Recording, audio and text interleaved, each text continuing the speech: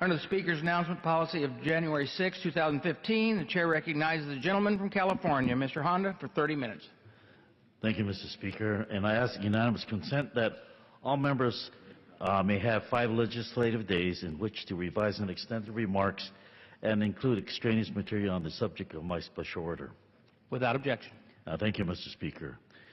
Mr. Speaker, I come to the floor today as the founder and co-chair of the Congressional Ethiopian American Caucus. This caucus was established to give a legislative voice to the specific concerns of the Ethiopian American community. Founded in 2001, the caucus is comprised of members who appreciate the critical relationship between Ethiopia and the U.S. and value the contributions of Ethiopian Americans to our nation. Congressman John Garamendi and I co-chair this caucus of nearly 20 members of Congress. President Obama's upcoming visit to Ethiopia on July 27th, which is next Monday, will be the very first visit to this nation of 97 million people by a sitting American president. Ethiopia has Africa's second largest population and is a nation with a rich, independent cultural history.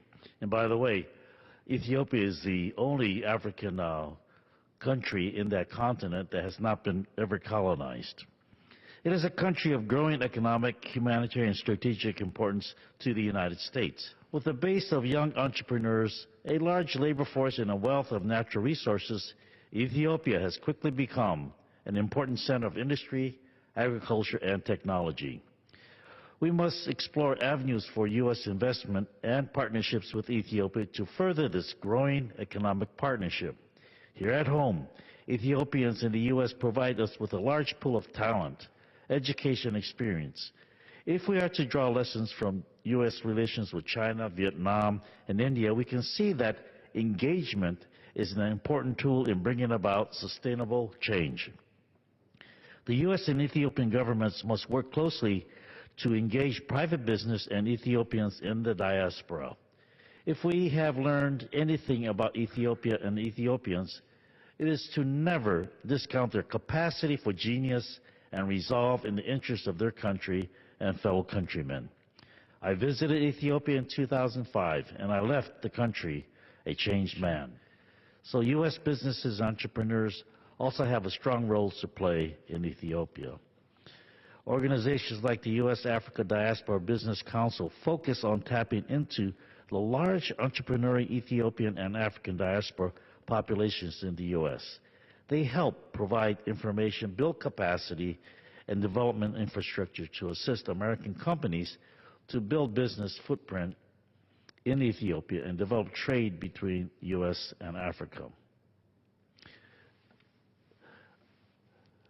I would like to particularly highlight the budding benefit corporations that are producing a positive impact on society and the environment, as well as making a profit. Ethiopian diaspora-owned company, Blessed Coffee, the nation's second benefit corporation, is established as a socially responsible business focusing on trade in coffee-growing regions as well as in communities in the U.S. where coffee is sold. A symbiotic relationship will be one that not only benefits the American consumer, but also the farmers in Ethiopia and the development of the region. And on a side note, I'm not sure that it's well known, but according to DNA analysis, all coffee came from Ethiopia.